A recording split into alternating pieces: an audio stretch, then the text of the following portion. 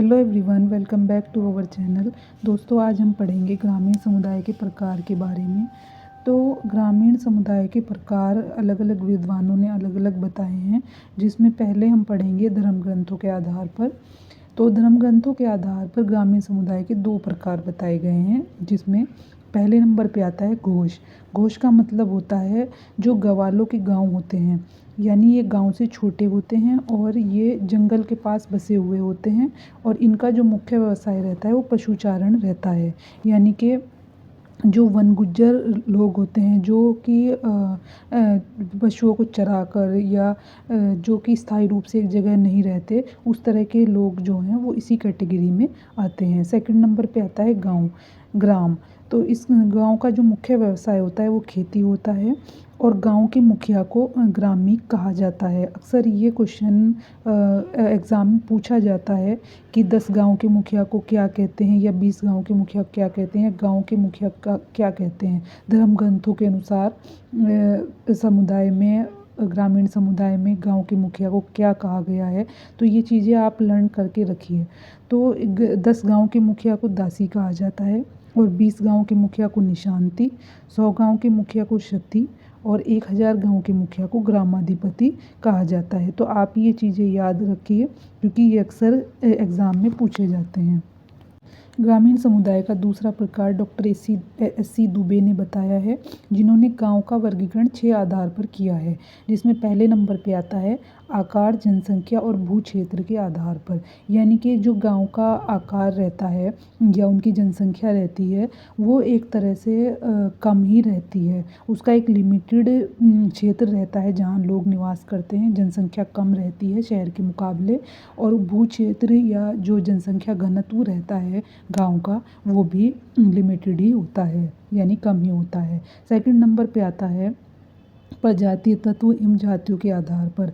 गांव में जो जातियाँ रहती हैं, ज़्यादातर आपको 3-4 या एक गांव में 4-5 जाति, अलग अलग जाति के लोग आपको मिल जाएंगे। लेकिन जो शहर का नगरीय जो क्षेत्र रहता है, वहाँ आपको हज़ारों तरह की जातीय धर्म आपको देखने को मिलेंगे।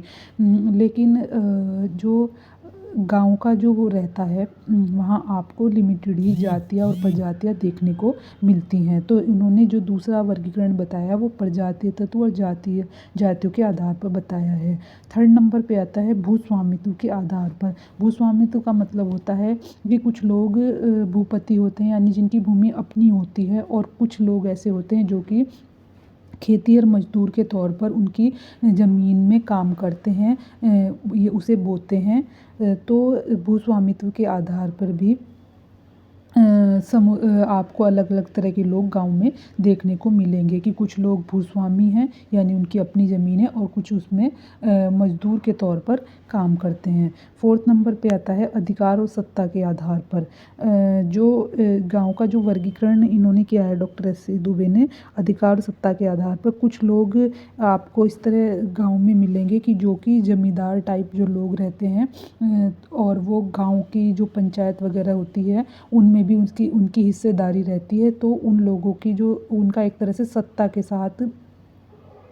के वो करीब रहते हैं, जैसे पंचायतों से जुड़े हुए। तो उन लोगों का अधिकार क्षेत्र जो है आम लोगों के मुकाबले बड़ा होता है, और जो आम लोग रहते हैं गांव के, वो उनसे ही कोई भी सलाह, कोई भी गांव से रिलेटेड कोई भी चीज़ करानी होती है तो वो पंचायती जो लोग रहते हैं उनके पास ही जाते हैं। तो ज़्यादातर पंचायत में इस तरह के लोग रहते हैं, या तो बहुत ज़्यादा अनुभवी लोग, या जो गांव के जो अमीर और ज़मींदार लोग होते हैं वो पंचायत का हिस्सा रहते हैं। फिफ्थ नंबर पे आता है दूसरे समुदायों से दूरी के आधार पर।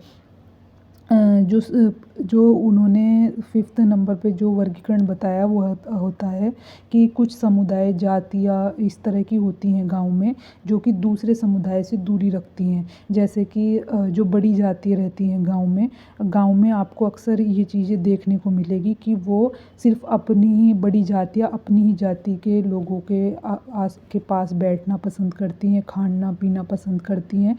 वो अपने से छोटी जाति के लोगों से दूरी वाला संबंध रखती हैं, उनसे दूरी बना के रखती हैं।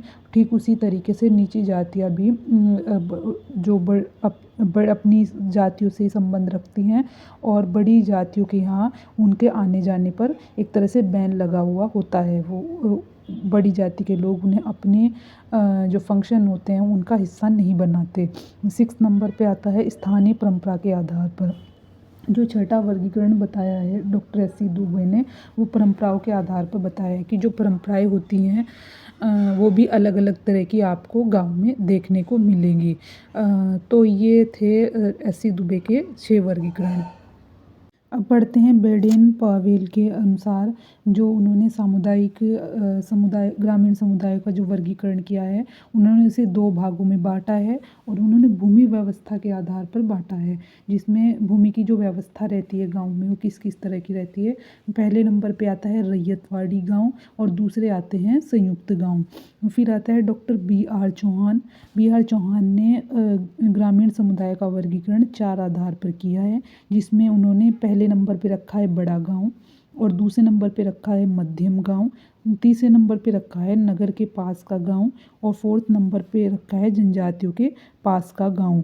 तो बड़े गांव होते हैं जो जनसंख्या और जातियों के हिसाब से भी जो बड़े रहते हैं, उस तरह के गांव को इन्होंने रखा है बड़े गांव में। और दूसरा मध्यम गांव जो उनसे छोटे होते हैं जनसंख्या के हिसाब से भी और जो जातियों के प्रकार रहते हैं कि इसमें कम जातियाँ हैं या बड़े गांव में आपको अक्सर अलग अलग जाति के लोग दिखाई देंगे, ज़्यादा जनसंख्या दिखाई देगी। ठीक उसी तरह से मध्यम जो गांव रहते हैं उनमें आपको कम जनसंख्या और जातियों की जो वो रहती है, जातियों के जो प्रकार हैं आपको कम दिखाई देंगे। और कुछ गांव ऐसे होते हैं जो बिल्कुल नगर से अटैच रहते हैं, तो उनमें एक तरह से आपको नगर की जो विशेषताएं आपको देखने को मिलेंगी, क्योंकि वो नगर से अटैच रहते हैं और लोगों के पास सुख सुविधाएं और गांव के मुकाबले ज़्यादा रहती हैं। 4th नंबर पे जो आता है जनजातियों के पास के गांव। जो जनजातियों के पास के गांव रहते हैं उनमें आपको अक्सर जनजातीय क्षेत्रों से जुड़ा हुआ आपको दिखाई देगा। हालांकि जनजातीय जो लोग होते हैं आपस में आत्मनिर्भर रहते हैं, आत्मनिर्भर तरह के होते हैं, वो बाहरी लोगों से ज़्यादा कांटेक्ट नहीं रखते, लेकिन फिर भी जो उससे अटैच गांव रहते हैं उनमें आपको एक दूसरे की विशेषता दोनों में ही आपको देखने को मिलेगी। तो ये थे ग्रामीण समुदाय के प्रकार। आई होप आपको समझ आ गए होंगे। Thank you for watching my video.